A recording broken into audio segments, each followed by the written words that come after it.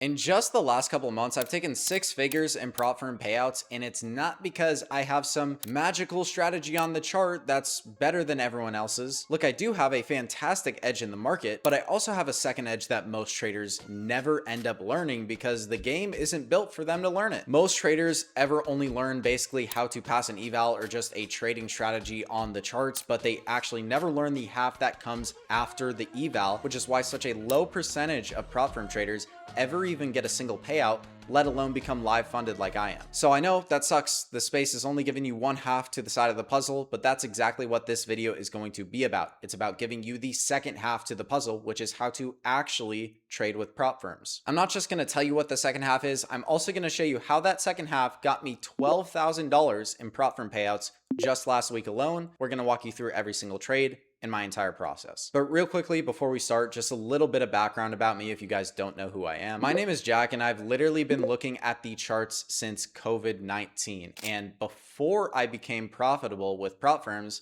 I actually was interning at a wealth management firm that had a book of business over 9 figures. Now, clearly that didn't just give me some magic strategy, because still for a year after that, I was just blowing funded accounts constantly. And then something clicked for me. I had watched how professionals diversify money, and I had also gotten a degree in financial planning. So why am I not applying any of that to my prop firm trading? I just thought that once you had a strategy, prop firms were kind of just the intro. And once you make enough money, you just go on a live account and then boom, you can become a hedge fund someday with some crazy returns. And that's when I started to apply diversification to my prop firm trading. And once I did that, I realized that prop firms could get me a way higher return than a live account ever would. And all I had to do was diversify in a way that professionals actually manage money, and just take that and apply it to prop firms, which again is exactly what I did. Like I said, I have over 6 figures in prop firm payouts with multiple different prop firms. I'm permanently A-booked on a firm, which means I became such a liability with payouts to them, they had to turn me into a permanent asset, which only 0.1% of traders ever end up reaching that point. The goal of this video is for you at the end of this video to be able to properly know how to diversify with prop firms. And again, this is not financial advice. I am not a financial advisor. Trading is very risky. Results are not typical, but this is what me and a lot of the larger creators in the prop firm space are doing to be so profitable with this style of trade. The first thing I'm going to do is open up my real accounts in live time so that you can actually see with your own eyes exactly how this works. So I'm in Lucid. Their daily accounts look pretty good. So I have these passed and basically queued, ready to be funded when I inevitably cycle my flex accounts, which, as you can see, all I need are 3 more trading days away from another 10K payout. And you can also see I just took a $10,000 payout last week, July 29th, 2026 from that same account group. And for Funded Elite, I am not affiliated with this firm at all, nor am I Lucid, but they are a new firm that has decent rules. So I'm basically just trying it out. This is the second payout I've secured with them. As you can see, my account balance is 53,656. You need 54 to take that max payout, and I just need 3 more trading days on that. And as you can see on this other funded account as well with them, I also have another payout secured. And if we go over to payouts, you can see the first one that I took with this firm was last week, 728, a day before that 2K payout. With them, profit split comes out around to 1620. So we're going to get into point 1 here, but the 3 main things I want to cover in this video is, first off, why copy trading keeps you in the cycle of eval jail and how to escape it. And then we're going to look at the real trades from this week on diversified account risk on my accounts. And then finally, how to actually increase your chances of getting payouts. But let's start with the first one, why copy trading actually keeps you in the cycle of eval jail. I'm going to draw a diagram for this. So let me start off by drawing a simple equity curve. Okay, most traders are going to have an equity graph that looks something like this, right? Exponentially over time, their P&L is going to go up. They're going to be green. They're going to earn a certain amount of percent per year. Okay, and most traders, well, this is good on a live account, think that this normal style of trading is also good on a prop firm account. So, oh, you know, if I can make this work on 1 account, why can't I also make this work on 5 accounts? And at 5 accounts, I can go to 10. And this is what the prop firms push, right? They push that they are a leverage tool, which they are, but they push it in the way that, oh, if you're profitable, you know, you can just go and get 100 funded accounts and take every single trade the exact same way and get $1 million in payouts, right? Well, prop firms actually have rules, okay? As you guys know, they have drawdown rules, okay? You have a certain amount of trades that you take before your account gets blown. For most traders, that number is usually going to be 3, okay? Which isn't a bad number if you are trading at an aggressive stage in your prop firm trading. However, when you look at a graph like this, even if it's 3 to 6, up is your winning streak, down is your losing streak. If you just go on a totally normal losing streak, anywhere from 3 to 4 trades in a row, what happens to your accounts? They're blown. They're totally blown, okay? And if you're copy trading and you go on a normal losing streak, you're not just blowing one account. You're blowing all of your accounts. So let's say you have 20 accounts, you go on a losing streak, boom, all of your accounts are done. Then, let me know if this sounds familiar. Once you blow all of your accounts, then you go on a winning streak and you're like, bang, I'm trading good. I got another 20 evals. Losing streak hits. You lose the account. Okay, bang, trading good, got another 20 evals. You're in this cycle of evaluation jail where your winning streaks are getting your allocation. And then the second you start to go on a losing streak, you're blowing all of your accounts. Okay, but let me ask you a question. Would you still be in eval jail if you just always had accounts to trade? For example, let's say you do have 20 accounts, okay, and you get that during a winning streak. On a losing streak, you only lose 5 of your accounts. And then on your winning streak, this 20 turns into 15, okay? And if you're only trading 5 accounts at a time, you can take those 5 accounts to a payout of, let's say, 2K per account, okay? What that does is that gets you a 10K payout and you still have 15 accounts. Yes, if you go on a losing streak, you're going to blow that, group of 5 accounts again, and then you still have 10 left to go, okay? Basically, all I'm trying to explain here is instead of trading all of your accounts at a time or just one account at a time, if you have multiple accounts, even if you have 5 accounts and you're only trading one at a time, yes, you might potentially blow 2, even 3 of those accounts. But the odds that you don't get a payout on the other 2 are pretty low if you have a normal risk profile. So put it into perspective. I don't care how good you are on the charts. If you are copy trading with prop firms, they're pretty damn restrictive. And unless you're increasing your expectancy to the point where you're trading like 1 micro per trade, then at that point, it doesn't even make sense to use prop firms because you're not utilizing the leverage aspect. At that point, you may as well just go put capital into a live account. Now, this isn't just me talking out of my ass. This is Doc Meta. This is one of my mentorship students, as you can see on 12/125. He joined the mentorship. He said he just finished the video modules. He's been hopping in the class. We have our one-on-one conversation to build his own prop firm allocation. And as you can see, about 17 days later, he gets his first payout, which was on Top Step. He ran that account to $4,500. And if we look at his allocation right now, as you can see, he is funded with quite a few different firms. He has 5 LFE accounts. He has 5 Express accounts. He has 5 Tradeify accounts. He has 5 Alpha accounts. Okay.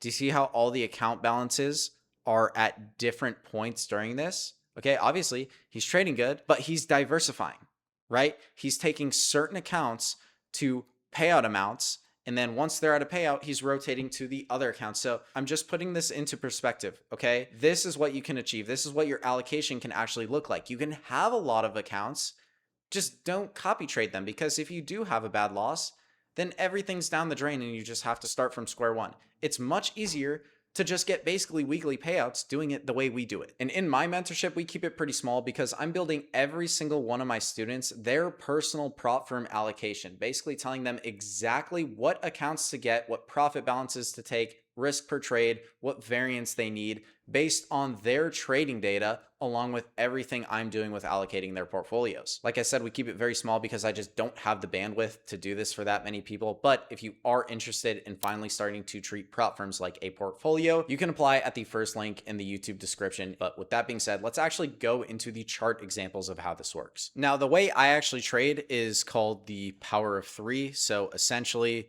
obviously, we need a lot of market narrative, but this video is more based around kind of prop risk management. So if you do want to learn more about the PO3, you can totally check out all of my other videos. Most of them are on this strategy. But essentially, all I wait for is for price to accumulate, form a fair value gap on potentially the 5 to 15 minute time frame.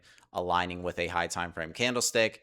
Once we do that, I ideally like to see price manipulate out the accumulation lows. And then once we do that, then we're just trading back to the upside. So all we're doing is waiting for a power three, which is just a pullback into a gap. Okay. Very simple. In my experience, the more simple you keep your strategy on the charts, the easier this whole game is going to be for you. So right here, we see accumulation and we do see a manipulation right here. Now, I have two types of setups. Okay. I have predictive setups and I have reactive setups.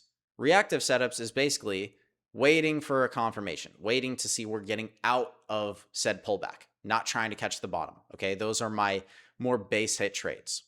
But I also have reactive setups. Okay. So for example, we're trying to catch the bottom. The second we tap into the gap, we're trying to essentially, most of you know it as like bottom ticking or top ticking, right? These are my predictive setups. I'm predicting the low is going to stop here. Okay. So what I'll do is I'll assign accounts to my basically reactive setups with a low risk to reward. And then I'll also assign accounts to my predictive setups. Okay. And let's just say we have an account group of 5. In this scenario, what I do is I probably trade one account on my reactive trade, and I probably trade one account on my predictive setup. Okay. And I'm setting a daily loss limit for myself. So let's say I blow through half of the funded account, then I'm done for that account on the day.